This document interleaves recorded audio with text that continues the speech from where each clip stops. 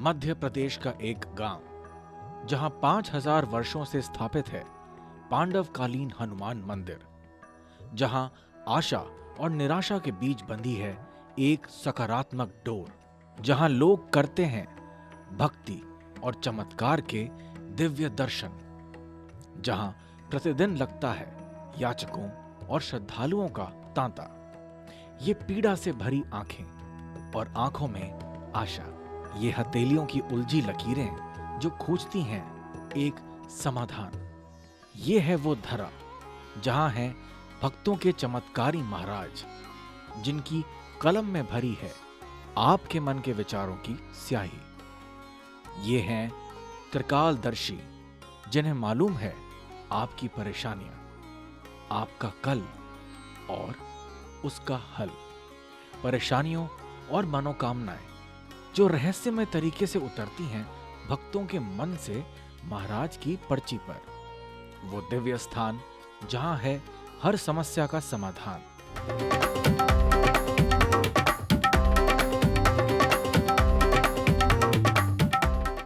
मध्य प्रदेश स्थित पंडोखर सरकार धाम और यहां के महाराज श्री गुरु शरण शर्मा।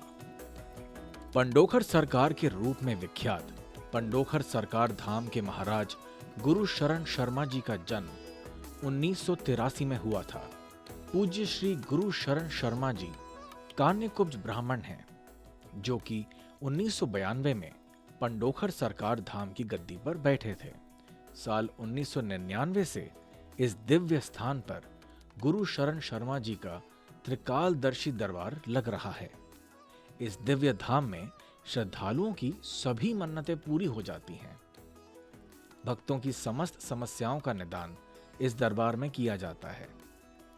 पूज्य महाराज जी को बाल आयु से ही बजरंग बली की ऐसी कृपा प्राप्त है, जो भक्तों के मन के भीतर चल रही बात बिना पूछे बता देते हैं। तो जो स्कूल में, विद्यालय में ऐसे ऐसे कारनामे हुए कि मास्टर कुर्सी से चिपक गए। उन्होंने मेरे से कुछ पूछा पढ़ाई में कि बताओ गुरुशरण, तुम्हें ये पाठ याद है? हमने कहा हाँ याद है। उन्होंने डांट दिया तो भूल जाते थे। डांट तो फिर वो रोल भी उठाते थे। तो रोल उठाते तो हमें लगता था कि जब मारेंगे तो हनुमान जी को याद करते थे कि हनुमान जी भाई आप तो पिट गए और हम तो आपकी पूजा करते हैं, आपका ध्यान करते हैं। आप जो कहते हैं सभी लोग मानते भी है कि जो हनुमान जी की पूजा करता है उसके ऊपर बल बुद्धि विज्ञान के जो विज्ञाता से हनुमान जी महाराज हैं वो अपनी बुद्धि दे देते हैं। और हम आपके, और मैं बचपन से, जब से मेरा होश संभाला है, मैं तब से हनुमान जी का निरंतर चोला चढ़ा रहा हूँ। तो मैंने कहा मैं आरती में आता हूँ, पूजा करता हूँ, प्रसाद खाता हूँ, और ये हमको मार रहे हैं। मन ही मन में मैंने सोचा, उस दौरान एक नाटक आया करता था अलिफ लैला। तो उसमें एक आता था कि स्टफ हो जाओ तो वो पत्थर बन जाते थे, या जैसे स्टेचू के रूप में जिस पोजीशन होते थे उसी एंगल में वो खड़ा हो जाता था।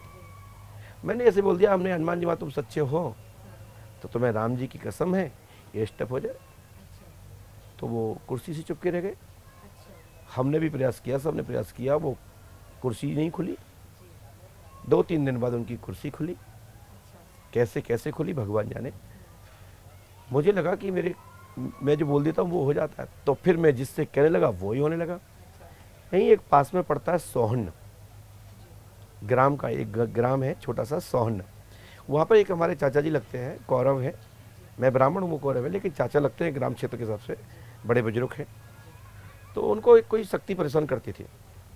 तो बोले गुरुशरण आप बड़े बड़े चमत्कार कर रहे हो स्कूल में, आप कैसे कर देते हो ये? मैंने कहा बताओ क्या करना है।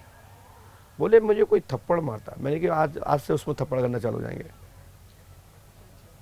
बोले तो हमें कैसे पता लगे उसमें थप्पड़ करा? तो मैंने कहा कल रात में आप में थप्पड़ गलेंगे तो समझना उसमें भी गले। कोई आदमी गड़ा लापता हो गया तो जाओ फलानी जगह खड़ा है, लेके आओ। जाओ ये आपका व्यक्ति नाले में गड़ा है, जाओ आपका बच्चा तो नदी में डूब गया, आपका बच्चा कुआं में पड़ा है। बहुत सारे ऐसे दृश्य बताए, बहुत सारी ऐसी घटनाएं सही हुई, लोगों ने माना। और जब माना तो फिर बड़ा विस्तार हो गया। आज पंडोखर धाम में प्रतिदिन 365 दिन लगभग 10 से 15-20 हज़ार लोग पंडोखर धाम में आते जाते रहते हैं। पंडोखर सरकार की उपाधि प्राप्त करने वाले गुरु शरण शर्मा जी के साथ बचपन व्यतीत करने वाले लोग आज भी उन अद्भुत एवं चमत्कारी घटनाओं का वर्णन करते हैं जिनके वो स्वयं साक्षी रहे हैं। आज भी वे लोगों को बताते हैं कि किस प्रकार से उन पर बाल आयु से ही श्री बजरंग बली की कृपा दृष्टि रही है।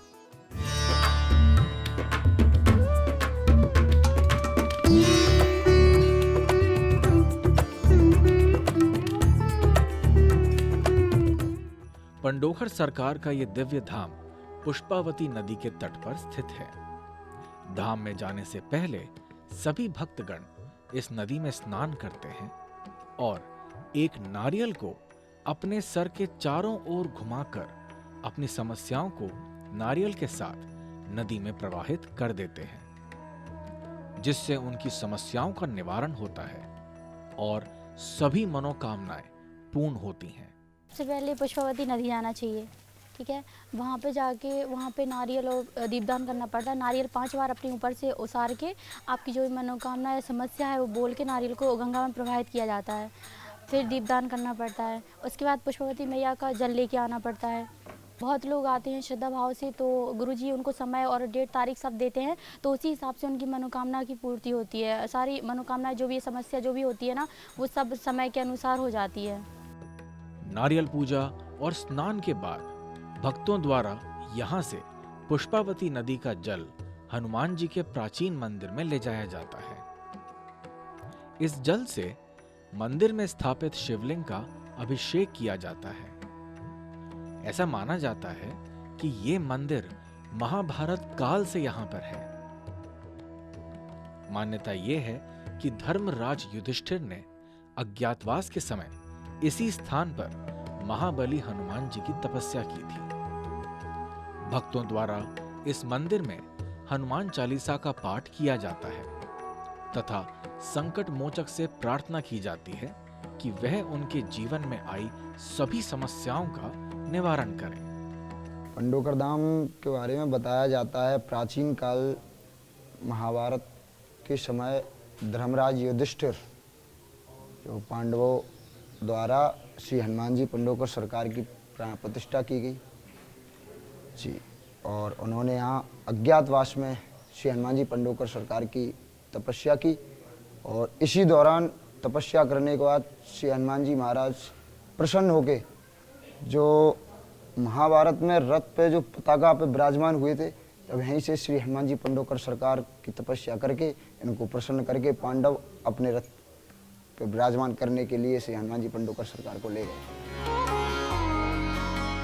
महाभारत कालीन हनुमान मंदिर के निकट ही नीम का एक दिव्य वृक्ष है जिसे नीम बाबा के रूप में पूजा जाता है।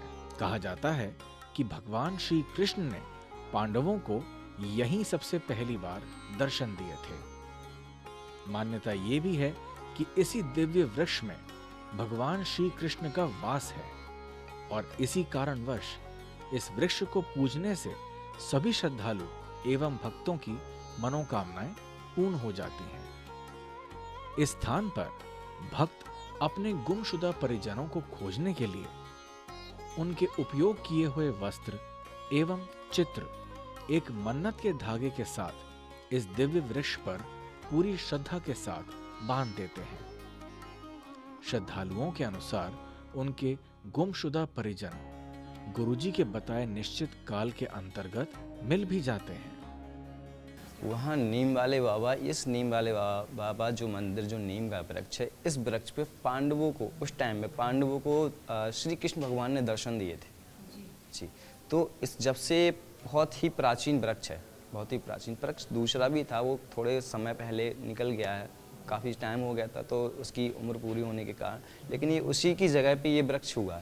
तो जब इन्होंने दिया था तो इसमें कृष्ण भगवान का निवास रहता है, इसीलिए इनको नीम वाले बाबा बोलते हैं। अपन इनसे जो भी मन्नत मांगते हैं, जैसे लोग खो जाते हैं, किसी का बच्चा खो गया, किसी के बेटी खो गई या कहीं चले गए, तो क्या करते हैं अपन यहाँ पे लाके उनके वस्त्र, पहने हुए वस्त्र, पुराने वस्त्र, गुरुदेव का आदेश रहता है, पुराने वस्त्र इनके ऊपर बांध देते हैं। बांध के जो अपनी मन्नत होती है वो धागा से लपेटते जाते हैं और वो बोलते जाते हैं हमारे कि हमारा बच्चा वापस आ जाए।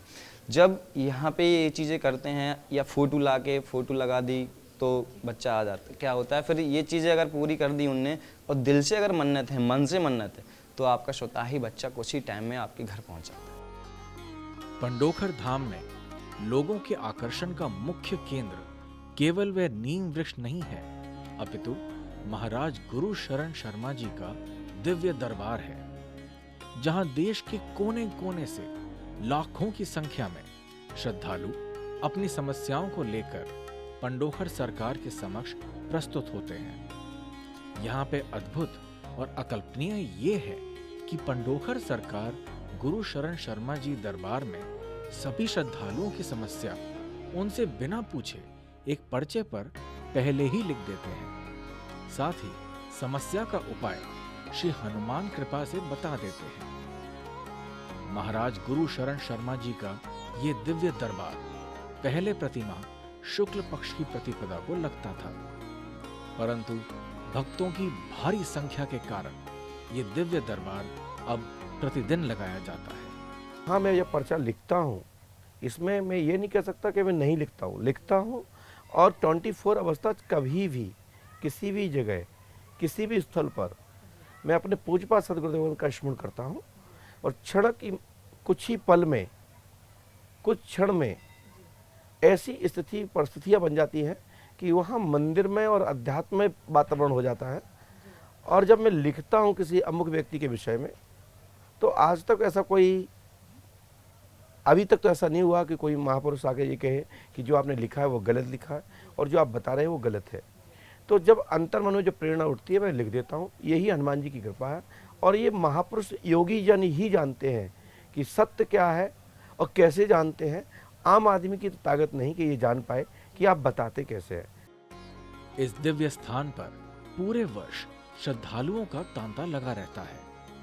कहा जाता है कि जो यहाँ एक बार आता है वो यहीं का होकर रह जाता है। इस दिव्य दरबार में प्रत्येक प्रश्न का उत्तर पहले ही एक पर्चे पे लिखा पाया जाता है। लोग यहाँ आंखों में निराशा और आंसू लेके आते हैं, मगर लौटते वक्त इनके चेहरों पर एक संतुष्टि का भाव और प्रसन्नता होती है। त्रिकालदर्शी गुरु शरण शर्मा जी के अद्भुत चमत्कारों का वर्णन देश अथवा विदेश से आया हर श्रद्धालु करता है। अपने अनुभव साझा करते हुए श्रद्धालु बताते हैं कि कैसे इस धरा ने उनकी शंकाओं का निवारण कर आस्था में परिवर्तित कर दिया, कैसे वे स्वयं इस चमत्कार के साक्षी बने और इस दिव्य दरबार में एक अनूठी शक्ति का अनुभव किया। तो मैंने तय किया कि मेरी समस्या थी, जो मैंने ये सोचा कि ऐसा कैसे हो सकता है, जो कुछ भी मैंने देखा, तो मैंने कहा मैं अपनी समस्या किसी को नहीं बताऊंगा, यहाँ तक कि मुंह से भी नहीं बोलूँगा, ताकि हवा के तरंगों से जो मेरे मन में आए कि कहीं ऐसे ना हो पहुँच जाए बात वहाँ पे। तो मैंने सोचा कि मैं किसी को नहीं बोलूँगा, वहीं पे जाऊँगा और जब मेरी पर्ची बन जाएगी उसके बाद ही मैं पहली बार मुँह से बोलूँगा। आया, मैं डिसाइड किया, यहाँ पे आया, पर्ची कटवाई। उस समय 5 दिन का दरबार हुआ करता था। तो पहुँचा, मेरा नंबर आने वाला था, उसके पहले ही पर्ची लिख करके गुरुदेव ने कंप्लीट कर ली। इसके बाद जब मैं पहुँचा वहाँ पे बोले हाँ बताइए क्या समस्या है। तो उस समय विधानसभा से एक वैकेंसी निकली हुई थी, उसमें मैंने फॉर्म डाला था। तो जब पूछे बताइए क्या समस्या, तो मैंने बताया, मैंने कहा गुरुदेव एक वैकेंसी निकली है विधानसभा से और मैं चाहता हूँ कि उसमें पास हो जाऊँ, मेरी सरकारी नौकरी लग जाए। तो वो पर्ची अभी भी मेरे पास है, फ़ोन में भी है, मैं अभी आपको शेयर कर दूंगा। तो उसमें लिखा था उन्होंने खुद की जॉब परीक्षा पास, अभिगति अवरोध है 2016, 17, 18 में, इस तरीके से लिख करके बोले। कहें ऐसा है कि अभी तो फिर मुखाद उन्होंने बोला कि आप जो फॉर्म डाले हैं इस पे तो आप नहीं पास होंगे, लेकिन आप विधानसभा में नौकरी चाहते हैं तो विधानसभा में नौकरी मिलेगी, लेकिन 2018 में मिलेगी। और मैंने फरवरी 18 में ही ज्वाइन किया विधानसभा। ये स्थान केवल भक्तों की मनोकामनाएं पूरी होने के लिए प्रचलित नहीं है, अपितु यहाँ नकारात्मक शक्तियों के प्रभाव को भी दूर किया जाता है। विश्वास का ये स्थान लोगों को हनुमान भक्ति का एक अनूठा मार्ग दिखाता है। भक्तों में आई नकारात्मक शक्तियों अर्थात भूत प्रेत को इस धाम में स्थित श्री हनुमान लगुनी पंच योद्धा अखाड़े में दूर किया जाता है। श्री हनुमान जी को समर्पित यह अखाड़ा लोगों को उनके जीवन में आई दुष्ट शक्ति और बाधाओं से मुक्ति प्रदान करता है। तो भूत बाधा प्रेत बाधा होती है और मनोविज्ञान के आधार पर भी भूत बाधा सिद्ध होती है। जब माइंड डिस्टर्ब होता है, मन की गति पंचर हो जाती है, सोचने शक्ति खत्म हो जाती है, माइंड में अधिक लोड होता है, तो किसी भी कारण से माइंड वीक होता है और वो माइंड से डिस्टर्ब हो जाता है, उस पर सवारी आने लगती है, उसको पागलपन आने लगते हैं, झटके आने लगते हैं, दौड़े आने लगते हैं, मिर्गी टाइप आने लगती है। तो अनेक अनेक प्रकार के शरीर में जो व्याधि है, जो प्रेत बाधा है, वो मानसिक गति को, आपकी सोचने शक्ति पर हावी हो जाती है। जैसे कि शरीर के ऊपर बुखार, जब किसी को फीवर्स आता है, तो जब इतना बड़ा हट्टा कट्टा शरीर होता है और जब फीवर आता है तो पूरे शरीर कंट्रोल कर लेता है। तो क्या बुखार है? क्या आपकी तपन, आपकी सोच, थकान, आपके अंदर खान पान में जो भी बैक्टीरिया आपके अंदर जाते हैं, जो नेगेटिव कीटाणु हैं, जो विषाणु हैं, जल पान के माध्यम जाते हैं, तो आपका शरीर में बुखार आ जाता है, शरीर टूटने लगता है, दर्द होने लगता है। ऐसे ही दो भाग हैं। एक, यदि दवा से लाभ नहीं मिल रहा है, आयुर्वेदिक से लाभ नहीं मिल रहा है, तो समझ लीजिए कि इसमें प्रेत बाधा है। और प्रेत बाधा के लिए मंत्र विधान के माध्यम से, यज्ञ विज्ञान के माध्यम से, आयुर्वेदिक विज्ञान के माध्यम से, अथर्ववेद के माध्यम से, यज्ञ के विधान से उसकी पीड़ा का हरण किया जाता है और तभी लाभ संभव होता है और भूत बाधा होती है। इस विषय के जो लोग हैं वही जान पाएंगे। शेष जो इस विषय के विशेषज्ञ नहीं है, वो अपने विषय में ही समझ सकेंगे। इस विषय के लिए इस विषय की पढ़ाई करनी पड़ेगी या किसी महापुरुष की शरण में जाना पड़ेगा। इस धाम में समस्याओं के समाधान हेतु मंत्रों के उच्चारण, मालाओं के जाप के साथ अलग अलग दिशा में नारियल बंधन का प्रावधान है। भक्तगण अनकही परेशानी और विभिन्न रंगों के वस्त्र में नारियल को लपेट उन्हें पंडोखर सरकार के आदेश अनुसार अलग अलग दिशाओं में बांध देते हैं। इस प्रावधान में नारियल को शांति का प्रतीक माना जाता है और वस्त्रों के विभिन्न रंग विभिन्न ग्रह और शक्तियों के प्रतीक हैं। इस स्थान के प्रति लोगों की ऐसी आस्था और विश्वास है कि जब तक उनका जीवन रहेगा तब तक वह इस दरबार में श्री हनुमान कृपा के लिए आते रहेंगे और महाराज जी का सानिध्य नहीं छोड़ेंगे। यहाँ मेरे हर काम पूरे हो रहे। गुरुजी से जो भी मैं बोलती हूँ, इधर पंडोखर सरकार से मैं कुछ भी बोल जाती हूँ, अपनी अर्जी लगा के, मेरे सारे काम यहीं से होते हैं। बहुत अच्छा लगता है हमको, मेरे को तो बहुत अच्छा लगता है। हम लोग यहीं पे हमेशा आते रहेंगे जब तक हमारा जीवन रहेगा, जब तक ये दरबार नहीं छोड़ेंगे। सनातन धर्म में किसी भी धार्मिक कार्य के बाद भंडारा आयोजित करने की विशेष परंपरा है और इसी कारणवश पंडोखर धाम में भी हजारों की संख्या में आए सभी श्रद्धालुओं के लिए प्रतिदिन सुबह शाम भंडारे का आयोजन किया जाता है, जिसमें देश विदेश से आए सभी श्रद्धालुओं को बिना किसी भेदभाव के पेट भर प्रसाद स्वरूप भोजन करवाया जाता है। सुबह शाम दोपहर लंगर चलता है, बराबर चलता है। लगभग 10,000 लोग भोजन करते हैं सुबह से लेकर शाम तक। अमावस्या के दिन लगभग 40-50,000 लोग भोजन करते हैं। लगभग 1 से 2 लाख लोग महीने में मिलते हैं। श्रद्धालुओं की माने तो पंडोखर सरकार धाम वह स्थान है जहां उन्हें असीम संतुष्टि मिलती है। इस धाम का सौंदर्य सामान्य यात्रियों का मन तो मोह ही लेता है, साथ ही भक्तों को भी यहाँ अपने आराध्य संकट मोचन हनुमान जी के साथ समय व्यतीत करने का एक अवसर मिलता है। प्रतिदिन दर्शन हेतु आने वाले लाखों भक्तों की महाबली हनुमान के प्रति सच्ची श्रद्धा और एक अटूट विश्वास मध्य प्रदेश स्थित पंडोखर सरकार धाम को धर्म और आस्था का एक विशेष केंद्र बना देता है।